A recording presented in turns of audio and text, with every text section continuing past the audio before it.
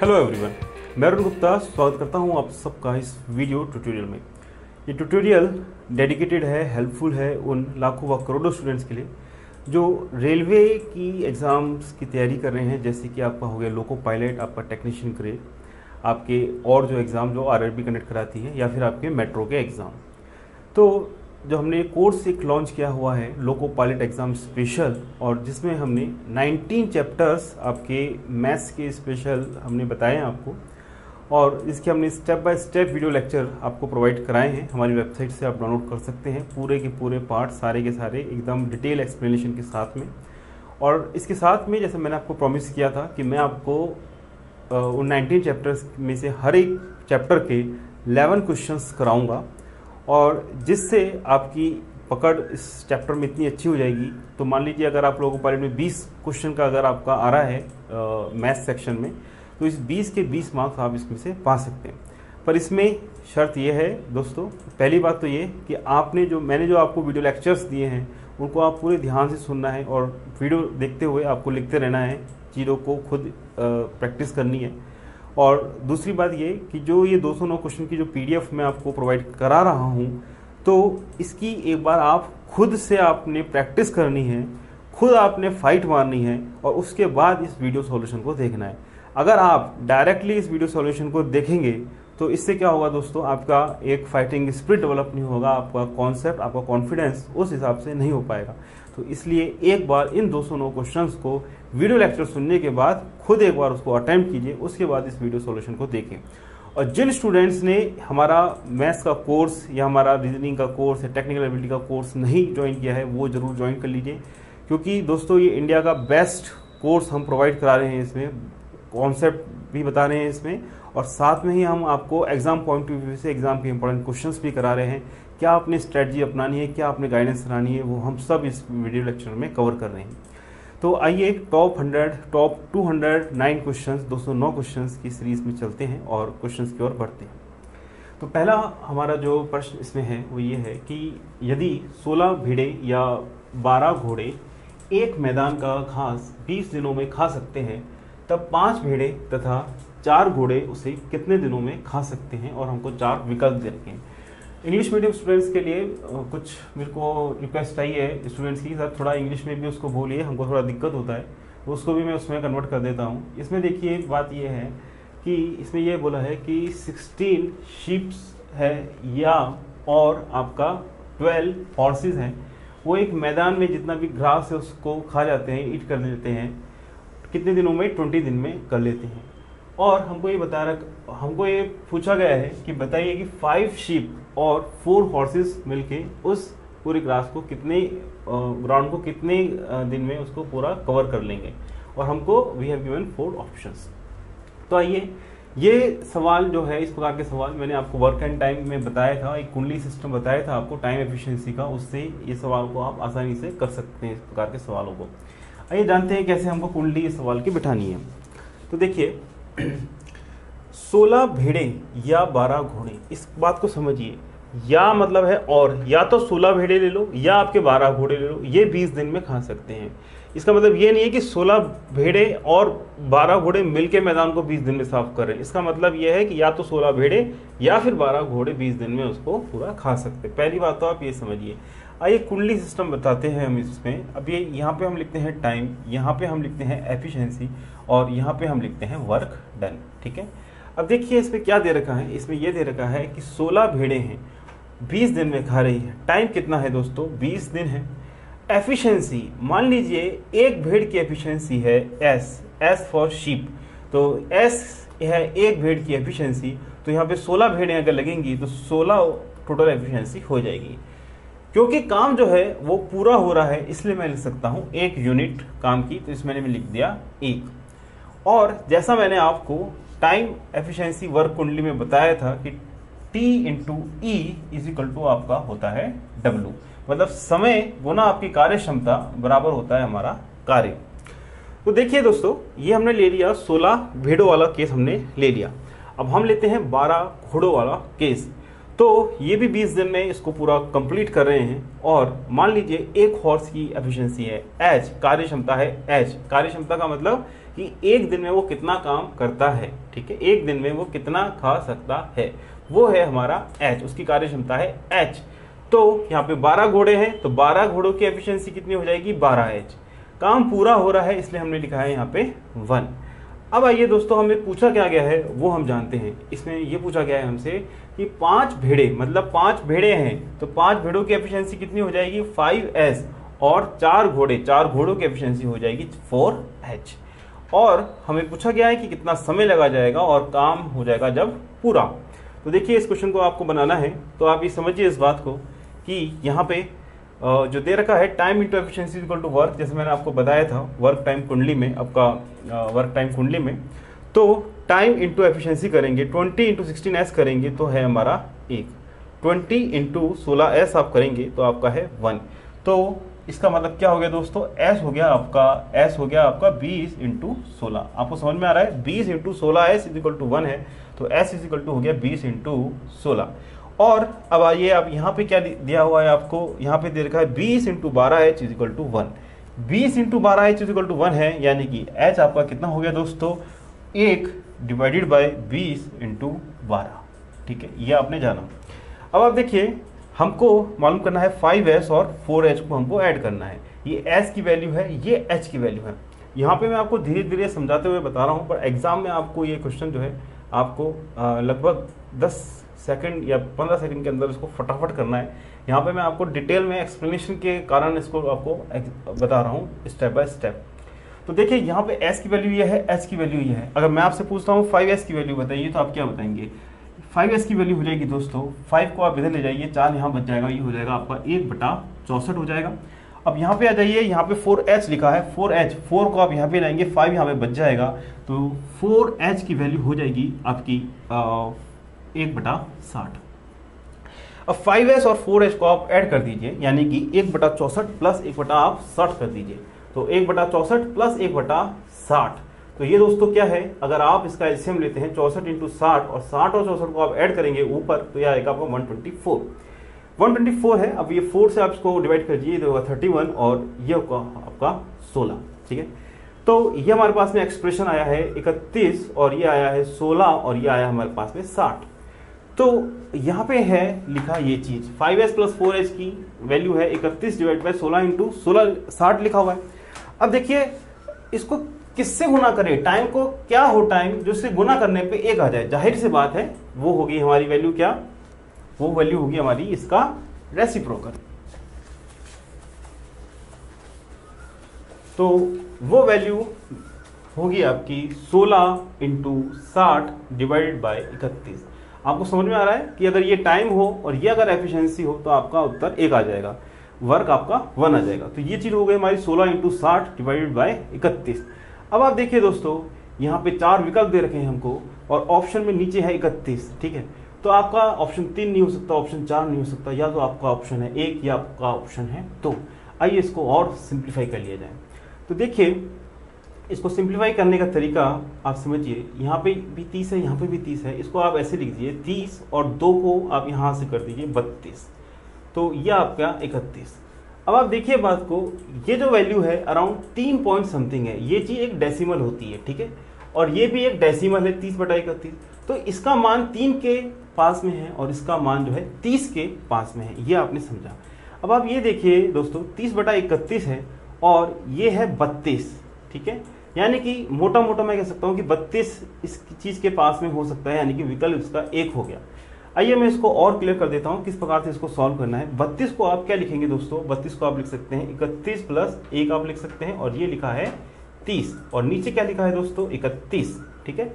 तो इसको मैं क्या लिखूंगा दोस्तों 31 इंटू 30 प्लस आप 30 लिख सकते हैं और डिवाइड करेंगे आप 31 से।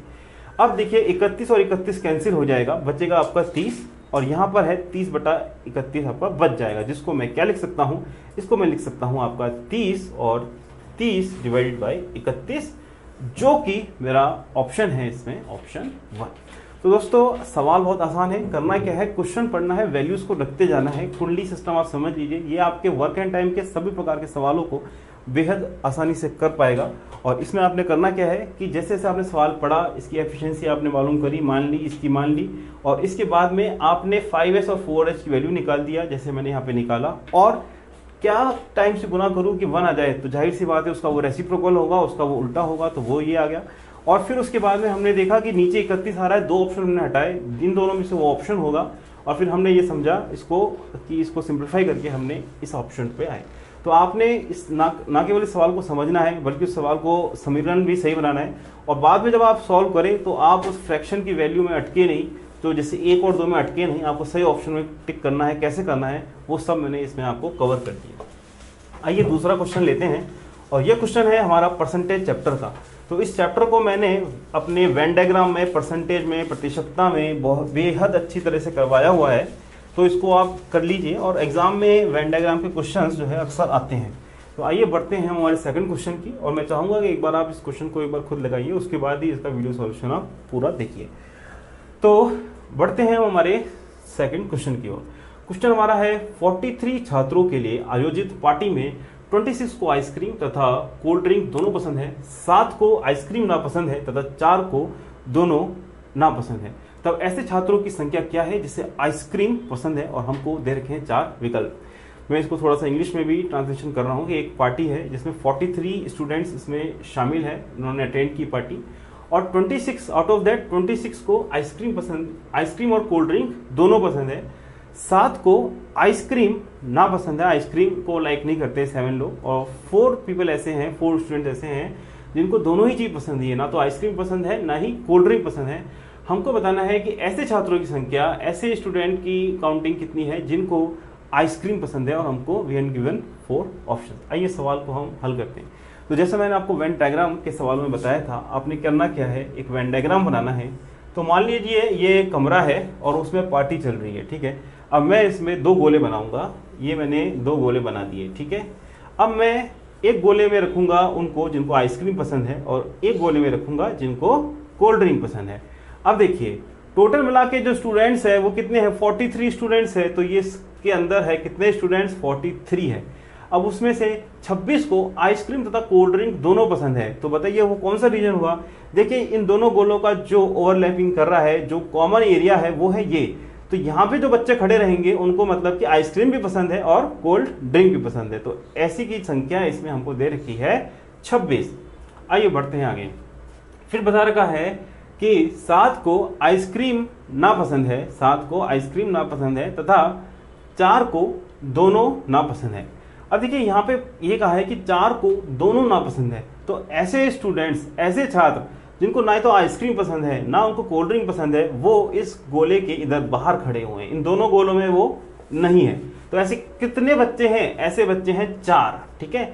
अब इस चीज से आप क्या मतलब निकालेंगे, इस चीज से आप ये मतलब निकालेंगे कि इस आई और सी का जो यूनियन है, मतलब ये जो एरिया, जो संयुक्त एरिया जो है, इसका जो क्षेत्रफल है इस डायग्राम का, वो कितना होगा, उसमें कितने स्टूडेंट्स होंगे। जाहिर सी बात है 43 - 4, यानी कि मैं यहां लिखता हूं आई यूनियन सी मेरा 43 - 4, 43 टोटल है। 4 ऐसे हैं जो इन गोलों के बाहर खड़े हुए हैं, तो इन गोलों के अंदर जितने स्टूडेंट्स हैं वो है 43 - 4 यानी कि 39 हो गए, ठीक है। अब आप देखिए इसमें आगे क्या लिखता है कि 7 को आइसक्रीम नहीं पसंद है। तो एक केस में कि 7 को उनको आइसक्रीम नहीं पसंद है पर इनको कॉफी पसंद है, तो वो अपने ये वाले एरिया में आ गई। ये वाला जो एरिया है और इसकी वैल्यू है हमारी 7, ठीक है। इसकी वैल्यू है हमारी 7 है, जिनको आइसक्रीम नहीं पसंद है इस गोले में नहीं है, और 4 ऐसे जिनको दोनों ही पसंद नहीं है, ठीक है। अब हमको ऐसे छात्रों की संख्या बतानी है जिसके आइसक्रीम पसंद है। तो अब ये देखिए इसमें अगर मैं इसको नाम देता हूं आई डैश, मतलब ये रीजन जिसमें छात्रों को सिर्फ और सिर्फ आइसक्रीम पसंद है वो है हमारे आई डैश।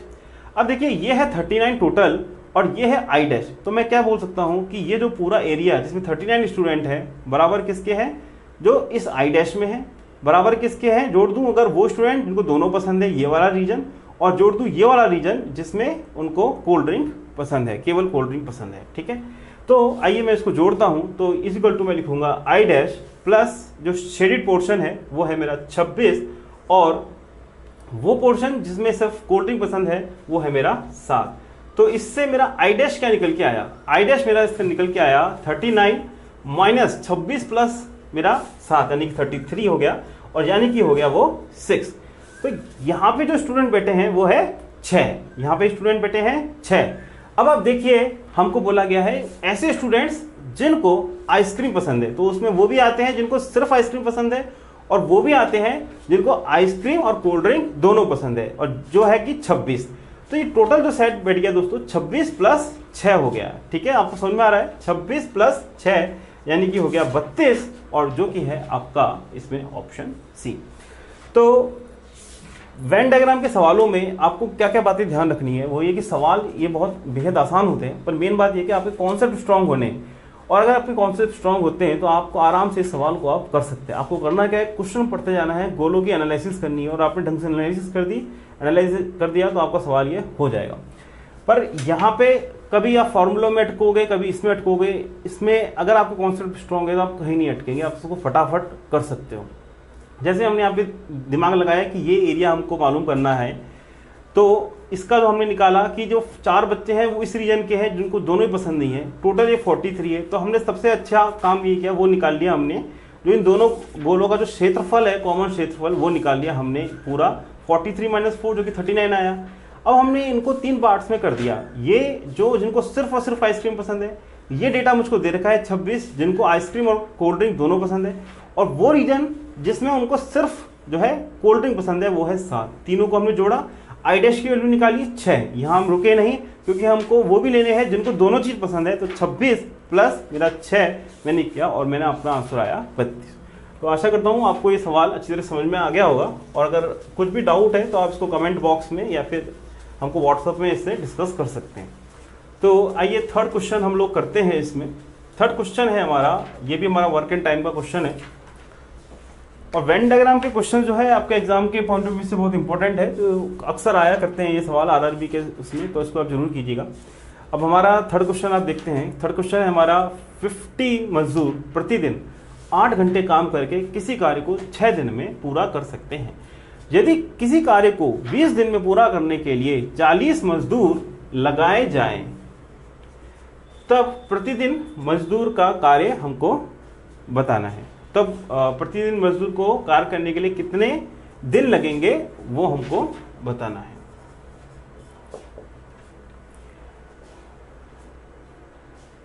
हाँ, प्रतिदिन मजदूर को कार्य करने के लिए कितने घंटे लगेंगे, ये हमारे सवाल में हमको दे रखा है, और हमको इसमें 4 ऑप्शन दे रखे, 4, 6, 9 और 3। मैं आपको एक बार इंग्लिश में भी थोड़ा बता देता हूँ इसको। इसमें ये दे रखा है कि 50 लेबर्स है, और वो पर डे वर्क कर रहे हैं, 8 आवर्स वर्क करते हैं, तब वो काम 6 डेज में पूरा होता है। यदि किसी कार्य को, अगर हम उस वर्क को 20 डेज में पूरा करना चाहते हैं विद 40 लेबर से, तब मजदूरों को प्रतिदिन कितने घंटे काम करना पड़ेगा पर आवर, पर डे उनको कितने आवर काम करना पड़ेगा, ये हमको बताना है। तो ये वर्क एंड टाइम का सवाल है, हम वही अपने कुंडली मेथड से इसको आराम से सॉल्व करके आपको बताते हैं। तो देखिए पहला केस है, उसकी आप कुंडली बना लीजिए। यहाँ पे आप लिखेंगे टाइम, यहाँ पे आप लिखेंगे एफिशिएंसी, और यहाँ पे आप लिखेंगे वर्क डन। क्योंकि काम पूरा हो रहा है इसलिए मैं इसको लिखूंगा 1। अब आप मान लीजिए कि जो एक लेबर है, एक मजदूर है, उसकी जो एफिशिएंसी है मान लीजिए वो है मेरी m। ठीक है, अब देखिए आप टाइम हमको बताना है, यहाँ पे हम टाइम आवर्स में लिखेंगे। तो 8 घंटे काम कर रहा है और 6 दिन में, तो एक दिन में 8 घंटे काम कर रहा है, प्रतिदिन 8 घंटे काम कर रहा है, और ऐसे 6 दिन वो काम करता है। तो टोटल घंटे कितने हो गए दोस्तों, वो हो गए आपके 6 × 8। और एक मजदूर की हमने एफिशिएंसी मानी है m, तो यहाँ पे 50 मजदूर है, तो 50 मजदूर की एफिशिएंसी कितनी हो जाएगी, 50 m हो जाएगी। जाहिर सी बात है, ये आपने समझा बात को। अब आगे बढ़ते हैं। आगे हमको ये दे रखा है, यदि किसी कार्य को 20 दिन में पूरा करने के लिए 40 मजदूर लगाए जाएं, तो एक की एफिशिएंसी है m, तो 40 की एफिशिएंसी हो गई 40। ठीक है, अब आपको ये दे रखा है कि 20 दिन में काम पूरा हो रहा है, 20 दिन में काम पूरा होना है, और आप पर डे कितना घंटा काम उनसे लेना चाह रहे हैं। आप मान लीजिए जो हमको निकालना है वो मान लीजिए है t। ठीक है, वो मान लीजिए है आपका t, और क्योंकि काम पूरा हो रहा है इसलिए मैं उसको क्या लिखूंगा, इज इक्वल टू 1। काम पूरा हो रहा है इसलिए मैं इसको 1। अब वही हमको time into efficiency equal to work करेंगे। उससे पहले हम यहाँ पे जितना काटा कर सकते हैं वो कर लेते हैं। तो आप देखिए इस 0 को इस 0 से आप कैंसिल कर दीजिए और यहाँ पे आप देखिए ये आप लिख दीजिए 5 और ये लिख दीजिए आप 2, 6 गुना 2 इसको आप कर दीजिए 12। ठीक है, समझ में आ रहा है आपको। अब आपको करना क्या है, 12 into 5m is equal to 1 है। ठीक है, 12 into 5m is equal to 1, तो इसको आप लिख दीजिए 12 into 5m is equal to आपका 1 और नीचे इज इक्वल टू 1 नहीं है क्योंकि हमने अभी कटिंग कर दिया है इसका, पर मैं बोलता हूँ 12 इंटू 5m है ये चीज़ और यहाँ पे मैं क्या लिखूंगा t इंटू 5 इंटू 4, तो t इंटू 5 इंटू 4 के बराबर है। मतलब इन दोनों का मल्टीप्लिकेशन और इन दोनों का मल्टीप्लिकेशन समान है, तो वो मैंने आपको यहाँ पे लिख दिया। तो देखिए m और m तो कैंसिल हो ही गए और ये 5 और 5 ये भी कैंसिल हो गया, तो बचा क्या t इज इक्वल टू 3। 4 से इसको डिवाइड करेंगे 12 डिवाइड बाई 4 तो आपका आ जाएगा 3। तो जो हमने माना था कि प्रतिदिन उसको t समय लगेगा, मतलब 3 घंटे वो काम करेगा, तो इसलिए इसमें मेरा ऑप्शन है ऑप्शन टी। तो ये वर्क एंड टाइम के सवाल आपके आते हैं, 2 या 1 सवाल आ ही जाता है आपका इन एग्जाम्स में। तो आपने बस एक कुंडली बतानी है और इससे आपके हर प्रकार के सवाल आप इजीली कर सकते हैं।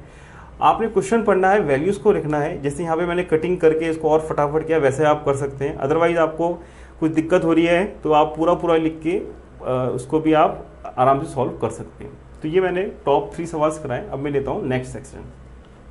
आइए बढ़ते हैं आगे सवालों की ओर और हमारा चौथा सवाल कुछ इस प्रकार है। ये सवाल हमारा अलजेब्रा का है। सवाल है x minus Y is equal to 2 and X square plus Y square is equal to 20 और ये लिखा है x प्लस वाई का होल स्क्वायर हमको मालूम करना है और हमको 4 विकल्प दे रखे हैं। तो ये इसके वीडियोस हमने कराए हैं आपको अलजेब्रा वाले हमारे वीडियो लेक्चर में, तो उसको कैसे हल करना है, क्या इंपॉर्टेंट फॉर्मूले हैं, और एक इंपॉर्टेंट फॉर्मूलों की भी मैंने वीडियो बनाई है, उसको आपने ज़रूर देखना है। उससे आप कोई भी आपका एग्ज़ाम दे रहे हैं मैथ्स का तो फॉर्मूले आपके हमेशा काम आएंगे।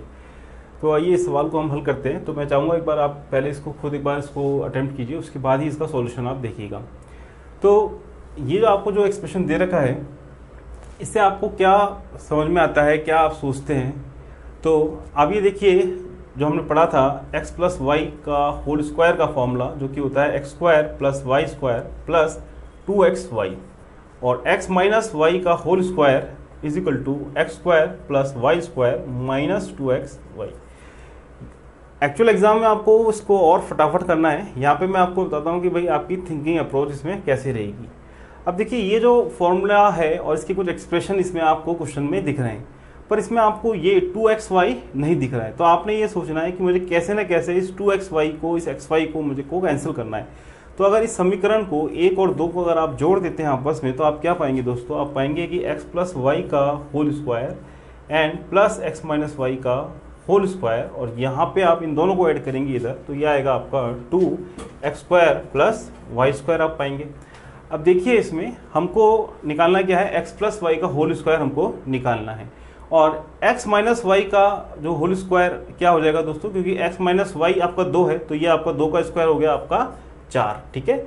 और ये आपको निकालना है ही, और ये है आपका 2 और ये है आपका X square plus Y square जिसकी वैल्यू हमको दे रखी है 20।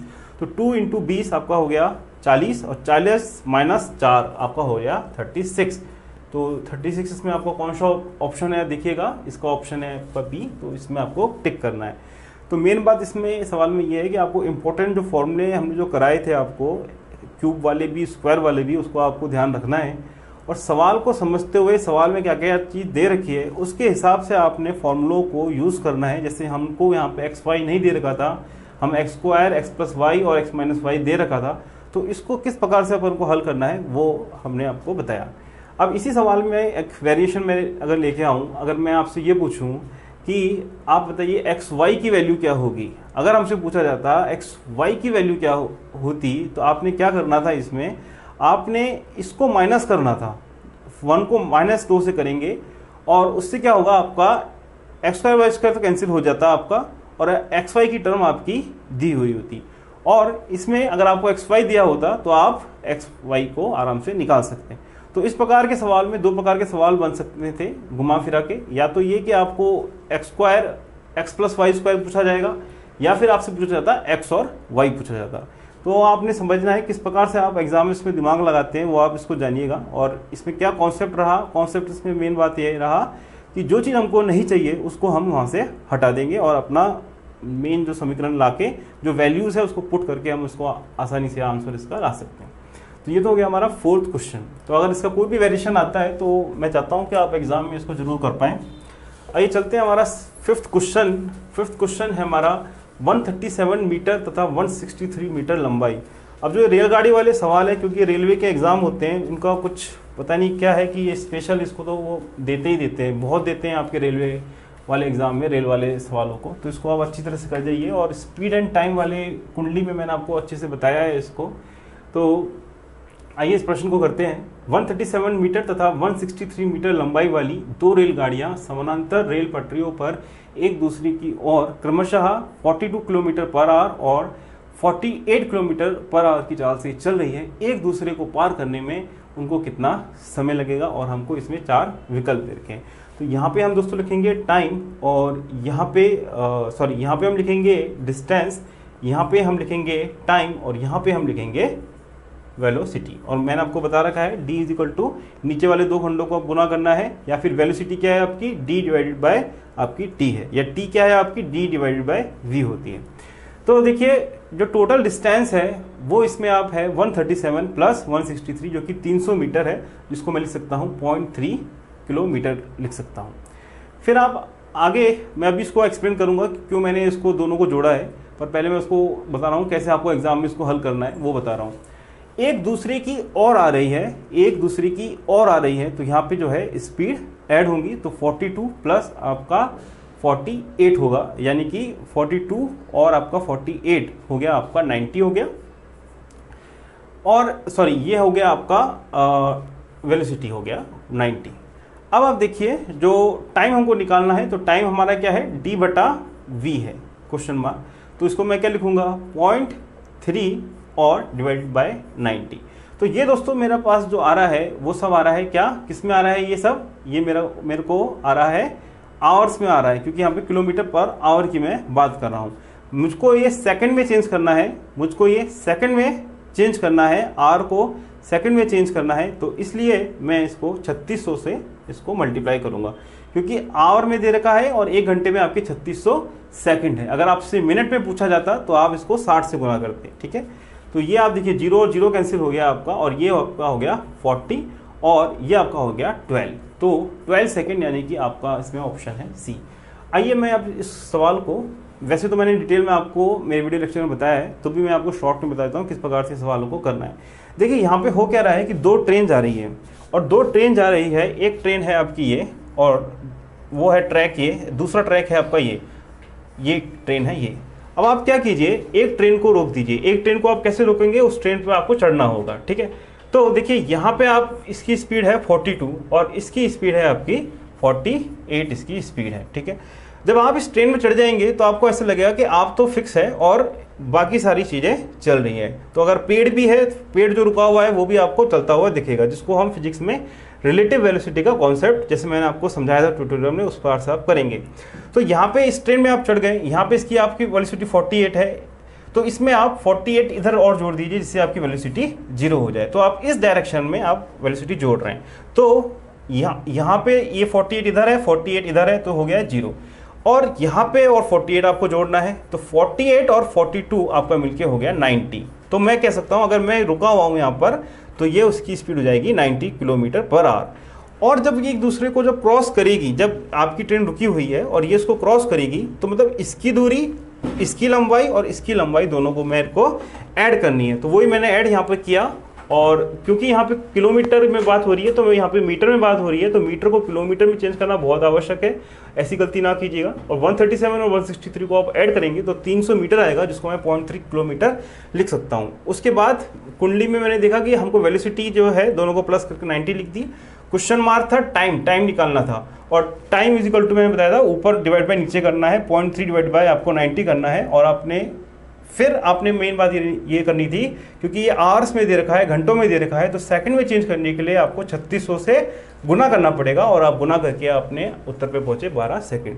तो इसकी वीडियो जो है हमारी स्पीड एंड टाइम की, इसको जरूर कर लीजिए, क्योंकि अगर आप आरआरबी की बात करें, रेलवे की बात करें, तो रेलवे को इस प्रकार के क्वेश्चन से अलग ही प्यार होता है, तो इस प्रकार के क्वेश्चन को आप जरूर कर लें। आइए अब हम करते हैं हमारा 6th क्वेश्चन, और ये है मेरा परसेंटेज चैप्टर में मैंने आपको कराया है जोड़ कुंडली सेक्शन में, तो इसको करते हैं और मैं चाहूँगा एक बार आप इसको खुद एक बार अटेम्प्ट करें।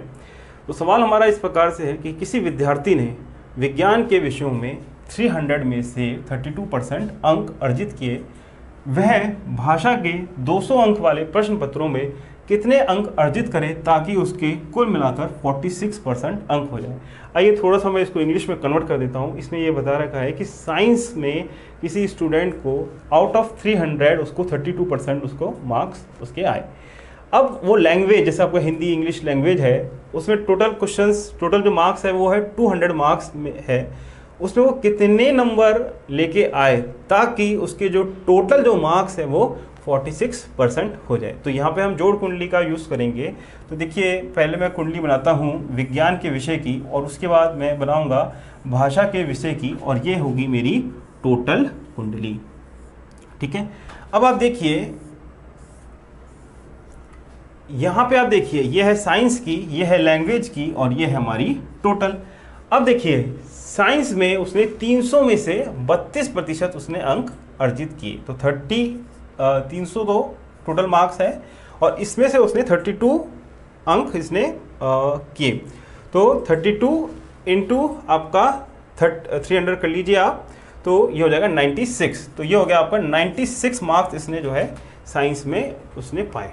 ठीक है, अब आप देखिए लैंग्वेज की बात मैं करूं, वो भाषा के 200 अंक वाले, मतलब 200 अंक यहाँ पर है टोटल, यहाँ पे मैं लिख रहा हूँ टोटल, यहाँ पे लिख रहा हूँ मैं एक्चुअल मार्क्स, तो 200 अंक है इसमें लैंग्वेज के मार्क्स, और उसमें कितने मार्क्स निकाले उसने पता नहीं, तो मान लीजिए उसने उसमें लैंग्वेज में निकाले L। ठीक है, अब इसमें ये क्या दे रखा है कि 46% उसके टोटल मार्क्स है, तो यहाँ पे देखिए दोस्तों 300 प्लस 200 कितना होता है आपका 500 होता है। ठीक है, अब इस 500 में से उसके 46% अंक आ रहे हैं, मतलब 500 का आपका 46%, मतलब 46 डिवाइड बाई 100 इंटू 500 आप करेंगे तो वो हो जाएगा आपका 230 हो जाएगा। तो आप ऊपर आप देखिए 96 प्लस L आपका 230 होना चाहिए, मतलब L आपका कितना होना चाहिए 230 माइनस आपका 96 होना चाहिए। तो 230 में से आप 100 माइनस कर दीजिए, पहले 130 हो गया, अब 4 ऐड कर दीजिए तो 134 हो गया आपका। ठीक है, 134, तो इसने 134 मार्क्स यहाँ पे पाए। अब ये परसेंट में हमको पूछा गया है, किसमें पूछा गया है हमको, परसेंट में पूछा गया है, तो इसकी मार्क्स है 134 डिवाइडेड बाय आपका 200 गुना आप करेंगे 100 से, तो 00 और 00 कैंसिल हो जाएगा, ये आपका हो जाएगा 67%, जो कि मेरा ऑप्शन है बी। तो ये सवाल हमने किस प्रकार से अप्रोच किया, हमने पहले समझ लिया ये जोड़ कुंडली का सवाल है, तो हमने साइंस का लिया, फिर हमने लैंग्वेज का लिया, ये हमारा टोटल। जैसे जैसे आप क्वेश्चन पढ़ते जाइए वैल्यू उसको लिखते जाइए। ठीक है, और जो वैल्यू एक खंड रह जाएगा उसको आप जोड़ से आप उसको हल कर सकते हैं। तो इसमें जो कुंडली गणित पुस्तक है हमारी, उसमें भी मैंने काफ़ी सवाल कराए हैं आपको, और वीडियो लेक्चर है उसमें इस प्रकार के सवाल कराए हैं। तो ऐसे भी क्वेश्चन आपके एग्जाम में आते हैं, तो इसको भी आप बनाइए, बहुत ही आसान सवाल है। मेन आपको कॉन्सेप्ट समझना है पहली बात, और दूसरी बात यह कि आपको ये सवाल फटाफट करना है। तो फटाफट करने के लिए जो बेस्ट मेथड है और सबसे आसान कॉन्सेप्ट मेथड है वो है कुंडली मेथड। तो इस प्रकार से हम इसको इजीली इस प्रकार के सवालों को विदाउट एनी कंफ्यूजन कर सकते हैं। आइए अब हम लेंगे हमारा 7th क्वेश्चन, और ये हमारा है प्रॉफिट लॉस का। सवाल कुछ इस प्रकार से है, किसी आदमी ने एक चादर 450 रुपीज़ की खरीदी तथा इसे उसके विक्रय मूल्य के 10% लाभ लेकर बेचा। विक्रय मूल्य के, ध्यान दीजिएगा, विक्रय मूल्य के 10% लाभ लेकर बेचा। तो चादर का विक्रय मूल्य सेलिंग प्राइस क्या है, और हमको 4 ऑप्शन दे रखे हैं। इंग्लिश मीडियम स्टूडेंट के लिए मैं इसको इंग्लिश में ट्रांसलेशन कर देता हूँ। अगर इसमें ये दे रखा है कि इफ़ अ पर्सन बॉट चादर blanket for 450 rupees and on the selling price he got a 10% profit, 10% of selling price उसने प्रॉफिट कमाया, और हमको बताना है कि what is the selling price of that चादर, दैट ब्लैंकेट। तो देखिए इस सवाल को हम करते हैं। तो जैसे मैंने आपको बताया था कि हम जो है लाभ हानि कुंडली में बताया था कि आपने क्या करना है, कुंडली बनानी है और सवाल को पढ़ना है, वैल्यूज़ को लिखते जाना है और आपका आंसर आना ही आना है। ठीक है, तो यहाँ पे हम लिखेंगे सेलिंग प्राइस और यहाँ पे हम लिखेंगे कॉस्ट प्राइस और यहाँ पे हम लिखेंगे प्रॉफिट। ठीक है, अगर लॉस होता है तो हम यहाँ पे उसको नेगेटिव लिखेंगे। सिंपल सी बात ये है। तो एग्जाम में आपका पेन कैसे चलना चाहिए, आपका दिमाग कैसे चलना चाहिए वो देखिएगा। किसी आदमी ने एक चादर को 450 रुपये की खरीदी तो कॉस्ट प्राइस हो गई 450 रुपये। ठीक है, तथा उसके विक्रय मूल्य के 10% लाभ, क्रय मूल्य नहीं विक्रय मूल्य, मतलब उसकी बेची है जिससे उस पर 10% लाभ, और हमको मालूम करना है विक्रय मूल्य। तो मान लीजिए विक्रय मूल्य है मेरा S। अब इस S का 10% कितना हो गया दोस्तों, 0.1 S हो गया, तो वो है हमारा प्रॉफिट 0.1 S, ये है 0.1 S। और जैसा मैंने आपको लाभ हानि कुंडली में बताया था, profit plus CP is equal to SP होता है, मतलब पहले ऊपर 2 खंड इज इक्वल टू नीचे 2 खंड होता है। तो इसको आप करेंगे दोस्तों 0.1 S plus 450 is equal to आपका है S, तो ये क्या निकल के आ जाएगा 0.9 S आपका आ जाएगा 450। तो S आपका आ जाएगा क्या 450 डिवाइडेड बाय 9 इंटू 10, 0.9 को 9/10 मैंने लिख दिया, तो ये मेरा हो गया 500। देखिए विकल्प में दे रखा है नहीं दे रखा ऑप्शन, हाँ जी ये है हमारा ऑप्शन डी। तो आपने इसमें करना क्या है, सबसे पहले समझ लिया कि भाई लाभ हानि कुंडली का सवाल है, कुंडली बना दी, सवाल को पढ़ना है, वैल्यूज़ को लिखते जाना है और यहाँ पे देखना है कि ये विक्रय मूल्य पे 10% लाभ पूछा गया था, क्रय मूल्य पे नहीं, विक्रय मूल्य पर। अगर क्रय मूल्य पे पूछा जाता तो मैं ऊपर 45 लिखता, ये विक्रय मूल्य पे था इसलिए मैंने इसको माना S और इसका निकाला मैंने 10% जो कि 0.1 S। और वैसे मैंने आपको बताया था वीडियो लेक्चर में और कुंडली गणित पुस्तक में, इन दोनों का जोड़ बराबर होगा ये, और उससे मैंने निकाल लिया ये। तो कोई भी लाभ हानि कुंडली का कोई भी प्रकार, आपका लोको पायलट से लेके SSC से लेके आपका कैट लेवल का कितना भी कठिन आप सवाल, इस प्रकार की कुंडली से आप इजीली इसको सॉल्व कर सकते हैं।